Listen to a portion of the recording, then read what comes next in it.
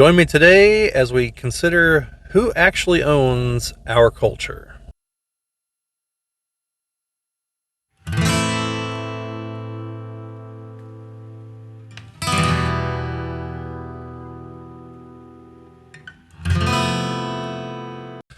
This is the Geek Cabal channel. My name's Bobbie, and kind of a bizarre intro because I don't really know how to characterize this.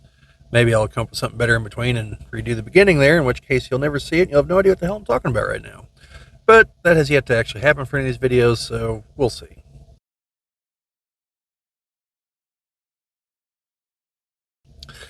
So, what do I mean? This is something that I saw earlier today, this sentiment of, after a certain point, fans somewhat own the IP in question. Now, I don't mean literally own, because legally they clearly don't. You know, like our good friend Star Wars that I keep falling back to, is owned by Disney. So I'm not making any kind of claim of like legal ownership. But what I'm talking about is something deeper, like cultural ownership. And there's at least one episode of South Park all about this that I'm not going to go into details on, but essentially let's just say that the South Park guys, not big fans of the mouse. So, what brought this up? Well, apparently, there's a movie adaptation of the stage play for Wicked, which is about, I believe, the Wicked Witch of the West and Glinda, the Good Witch, and some kind of backstory. I don't know. I've never seen the play or read the book or anything. However, I have seen the poster. Like, I know exactly what the poster looks like. So, they made a poster for the movie that is similar but different. In the poster, I'll try to put a picture over here.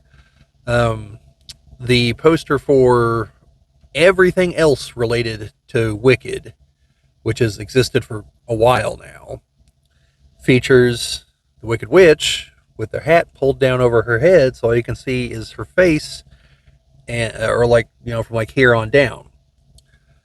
And so some fans of presumably the stage play, who are excited for the movie, took the movie poster, used some digital editing, and made it look like the other poster. Now, the movie poster is similar, except the witch is like staring dead on into the camera and you can see her whole face. So, the actress that plays the witch had a complete psychotic meltdown over this. And instead of being like, oh, hey, that's really cool, I'm glad you guys are big fans, I hope you'll enjoy the movie, you know, the sane response that a logical thinking person who's trying to promote a product would make. But this being modern day Hollywood, where the people who pay for things are apparently the enemy now, again, this period of time will be studied in business school as an example of what not to do unless you've eaten lead paint or been hit in the head repeatedly with a heavy object, or unless you have just like a below room temperature IQ, because these are the stupidest decisions one could possibly make when running a business. Like, at this point, it's stupidity. Like, it's not even ignorance. Like, you can fix ignorance, lack of knowledge. These people are stupid. There is no hope for them. As one of the comedians who I can't think of who it is just off the top of my head, said, you can't fix stupid. And I think that's what we're finally seeing here, is like stupid is just entrenched. God only knows how. So, probably all the nepotism. So, what we have is the actress just having some meltdown, going on about, oh, you're erasing me. I chose to look straight into the camera, and so that you would see me, because it's a still picture, so I have to emote with my eyes. And to do this is an erasure, and I'm pretty sure there were some subtle jabs trying to claim it was racism because she's black. And it's just like, who the hell do you think you are? Like, as the reporter I was watching this laid out, like, and I agree, which is what spawned this.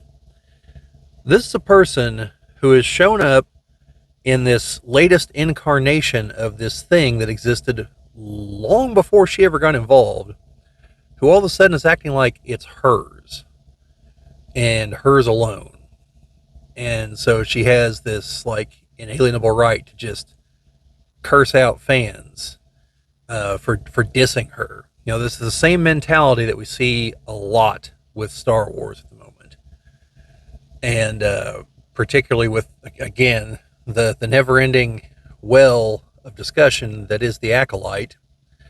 Whenever our main actress, who played Osha and May, Amandla Stenberg, whenever she released a music video attacking the fans. She's not Star Wars. She is a footnote in Star Wars history that will be forgotten at a certain point. Star Wars are the movies George Lucas made. Then there's the trash Disney keeps making. One of those two will be remembered for decades. Has been remembered for decades. The other will be remembered about as well as the fourth Matrix movie. Which is to say, there are people even now that don't know there's a fourth Matrix movie.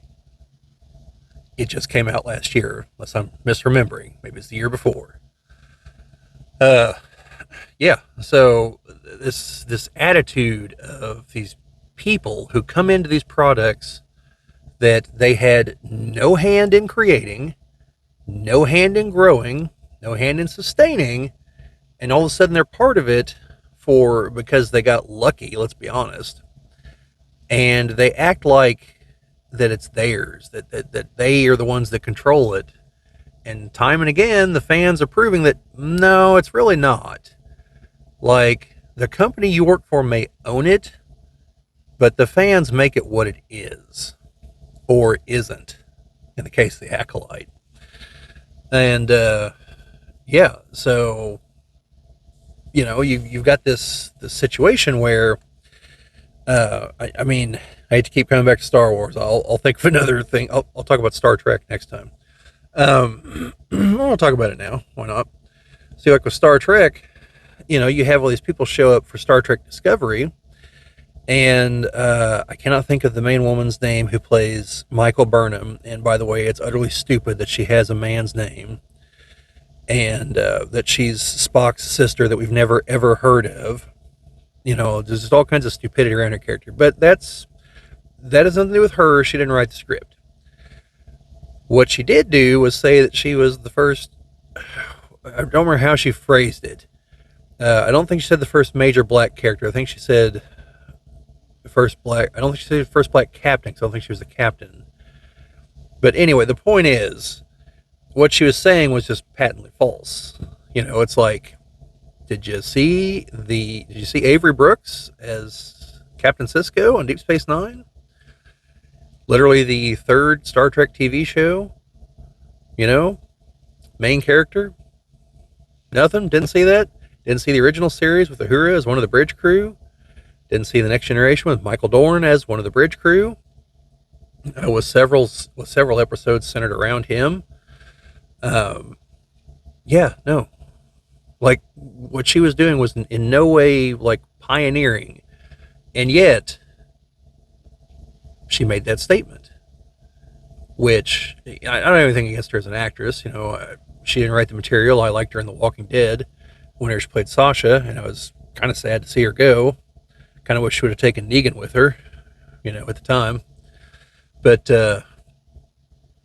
she said this thing, and it's like, unless someone forced her to say that, that means she's just ignorant of Star Trek past.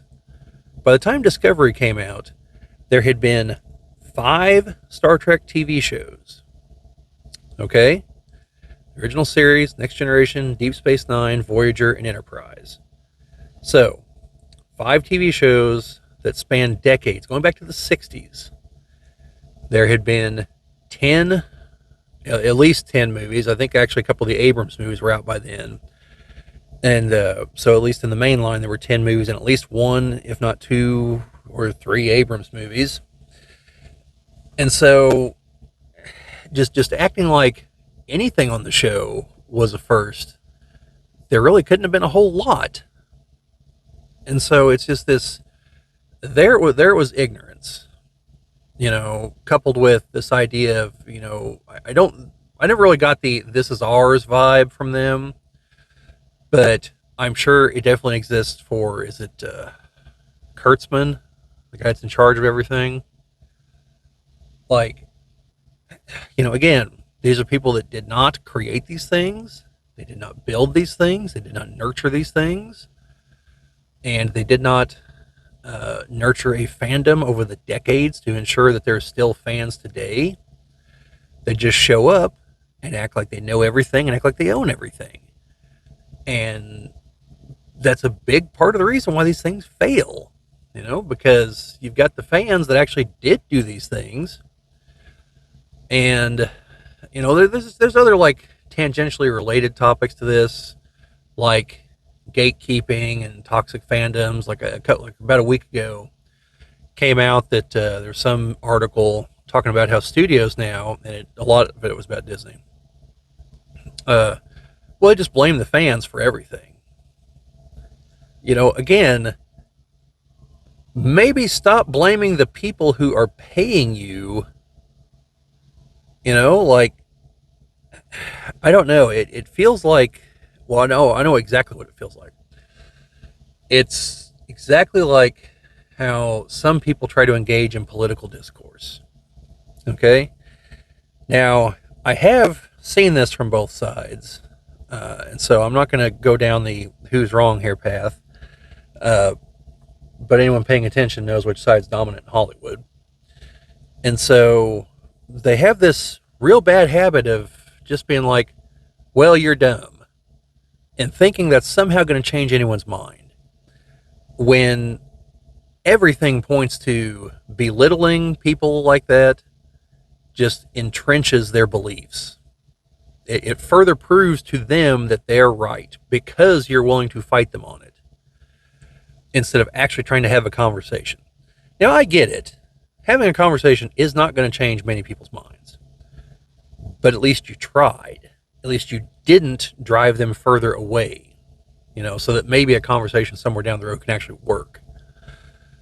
But instead, you sit there and you call them names. You belittle them.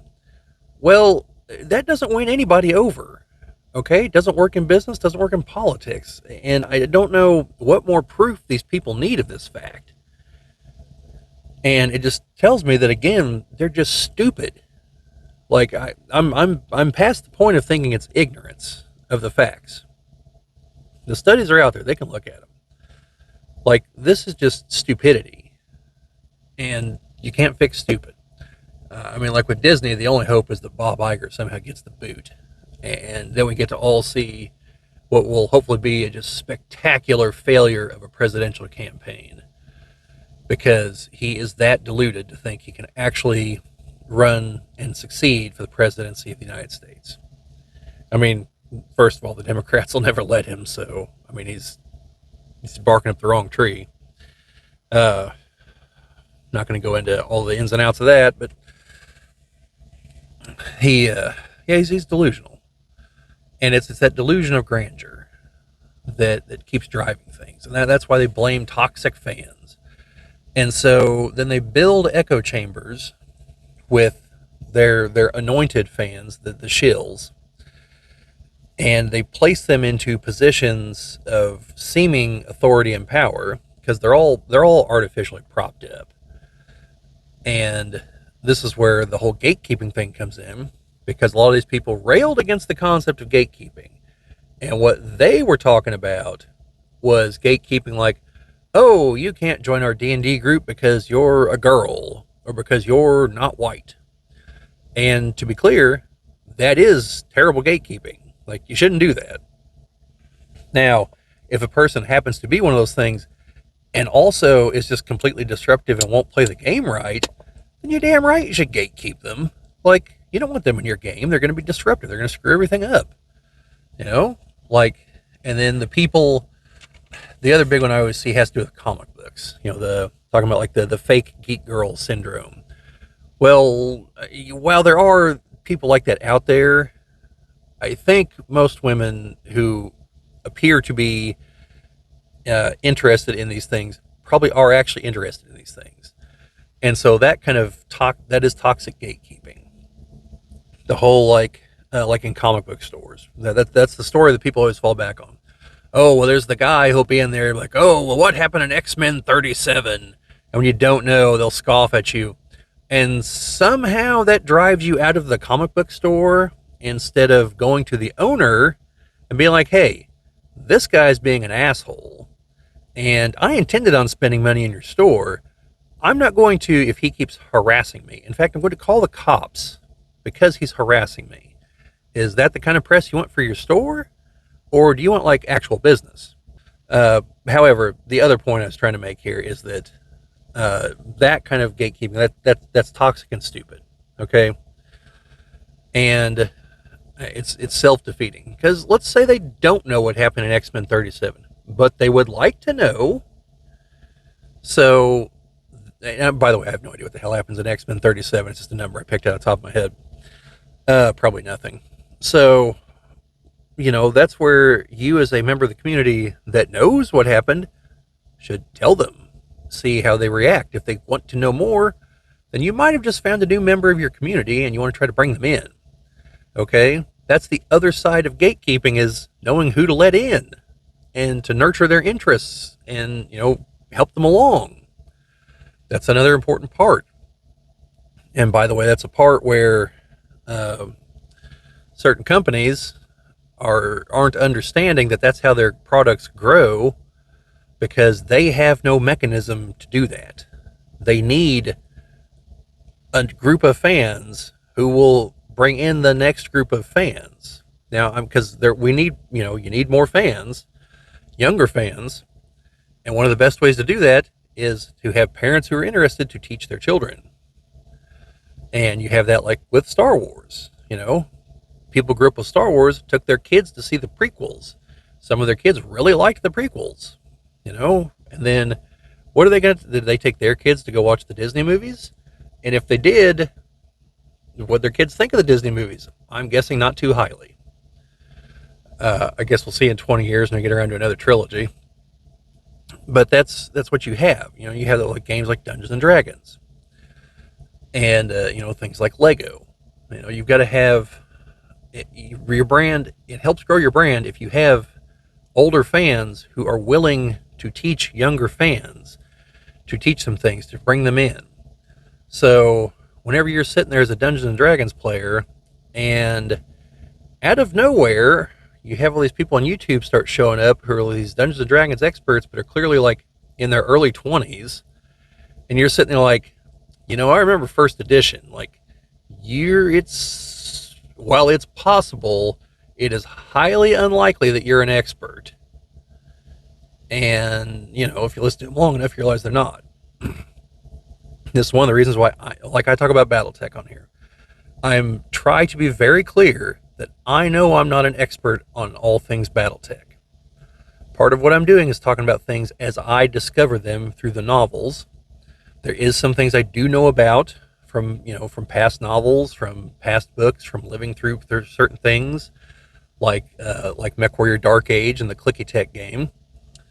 Playing MechWarrior 2, 3, and 4, and Mech Assault 1 and 2, watching the cartoon. I do have some knowledge, but a lot of it is as I'm reading it, I'm telling you folks about it and recommending if you should read these things too. And I'm clear that I know a lot more about the lore than I do the game, because I don't play the game very often.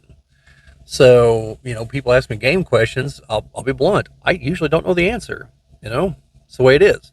I don't pretend to know the answer, because I know, particularly with Battletech, sooner or later that's going to come back to bite me in the ass, because someone will finally ask me a question that I can't bluff my way through. And it's probably not going to take very long to actually hit that point, because the people that do know Battletech, they know that shit like the back of their hand. And, I've figured that out real quick at the conventions. I aspire to be that guy at some point, and I'm hoping to teach other people, on my videos on here. So, that's the kind of thing that these games need to survive, to grow. So when you call your own fans toxic and call them racist and homophobes and bigots and everything else, what do you think happens to that whole support system? Do you think the self-centered asshole who took over and is like, I'm the number one guy that knows all about this stuff, even though there's no possible way that's true. But the folks on Disney repost my tweets, so it's got to be me. I've got 1 million subscribers, even though most of them are probably bots. These people they're propped up imaginary baloney. And they're not going to actually get people to engage, as we saw with the Acolyte. That was the proof that, at least for the Disney Star Wars shills, that these people have no power. They have no influence because the show's ratings were abysmal and these people kept cheering it from the mountaintop. And then they blame guys like Nerdrotic, Jeremy on Geeks and Gamers, and and Star Wars Theory and all these other people, while they've spent the last several years saying, "Oh, that's just a small group that they have no influence. That they're just trolls over here in their own corner. Just leave them alone." To, "Oh, they convinced everyone to not watch the shows." It's one of those, if you didn't have double standards, you'd have no standards at all kind of situations, because these are mutually exclusive ideas. You cannot, on the one hand, have no influence, no impact whatsoever, and you're just shouting into the void, but then on the other, somehow convince everyone to not watch the show. Like, these two things are diametrically opposed. And the funny thing is, all those people did actually watch the show. That's how they knew it was bad. That's how I knew it was bad. I watched all the episodes. And I actually helped these people. I've promoted trying to save the show. Oh, by the way, the fundraising thing did hit its goal. So expect to follow up on that at some point once we figure out what the campaign's going to be. But yeah, it's just, we've hit a point where these things on a cultural level belong to some extent to the fans. So the people that own them have to tread carefully if they want to keep up this relationship where the fans are willing to spend their money on these things. Now, if they want to abandon that, they're free to, and then they can piss and moan all they want in their papers that only they read about toxic fans. It's like like the 2 articles, I think, from the same paper about the Charlie's Angels reboot, where the first article before the movie came out was, "This movie isn't really made for men." Then after the movie came out and bombed, "Why didn't men go watch this movie?" And it's like, gee, I wonder. That's a real tough one there. Let's get Columbo in on this one. I think he'll have this one knocked out in about 3 minutes and not the usual 2-hour runtime of his episodes. He could spend the rest of the time driving around in his car smoking cigars and acting with his dog and having stories about his wife. Columbo's an awesome show. You should all watch it. So, Peter Falk is great. Lots of guest stars. Great show. But, yeah, it's just stupid, People are fools. So anyway, that's my belief on it, that yes, to an extent, there is a level of cultural ownership that the fans, the fandom, the broader culture owns these things. And the people who have them now have a level of responsibility to tread carefully. Now, they can't satisfy everyone all the time. Like, no matter what you do with Star Wars, you will upset some people. Even if you brought back George Lucas, even if you made a shot-for-shot remake of A New Hope, and that's going to upset somebody because they wanted something new, even though they literally just got what they wanted. Like, someone's going to be upset. The important part, though, is to cause the least amount of that as possible, and to try to assuage the reasonable fears, the reasonable anger.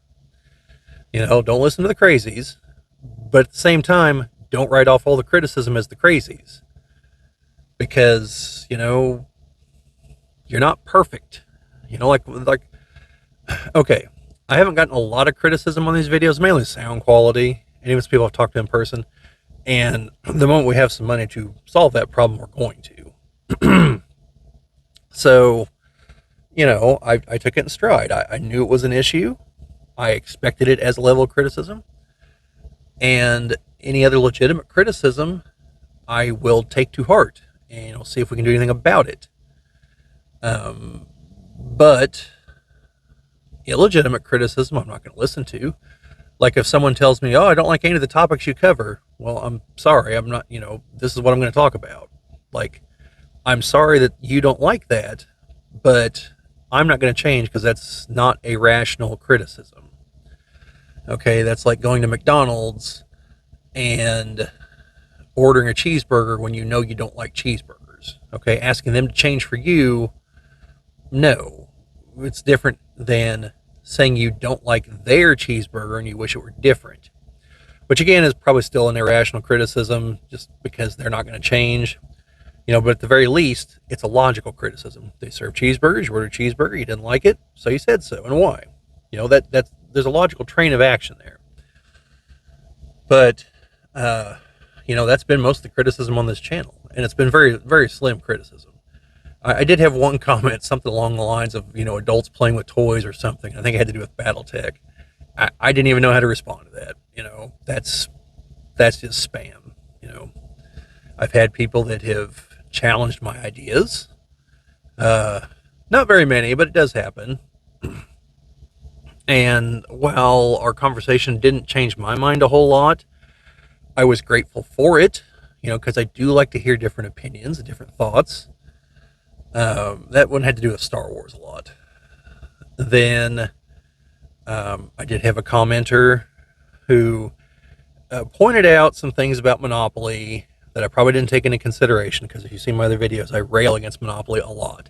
I still don't think it's a good game, but their point was well taken in that it's probably a good game to teach people about certain gaming ideas. But I would very quickly move on to a different game because I still believe it's a very poorly designed game. It's literally designed to make you hate it. Like, I don't know what else to say about that. So, I do enjoy these other comments, these criticisms as they come up, because I am trying to improve things on the channel, and whenever we're together, all of us are. We have ideas behind the scenes. And one of the main limiting factors is that our ability to schedule is just terrible. Our schedules don't line up. And so, yeah. So unlike Hollywood, I'm not going to sit here and call the people that watch my videos, racist and trolls and toxic and everything else. Like, that would be absurd. Like, what other business could you possibly do that in and get away with it? I mean, you can't. It's just downright stupid. And that's why I'm at the point of, like, it's not ignorance at this point, it's stupidity. Pardon the interruption here. This part's going to be spliced in. I don't know where. I'll have to figure that out in editing. But I realized that there was just a little bit of stuff I didn't quite cover here.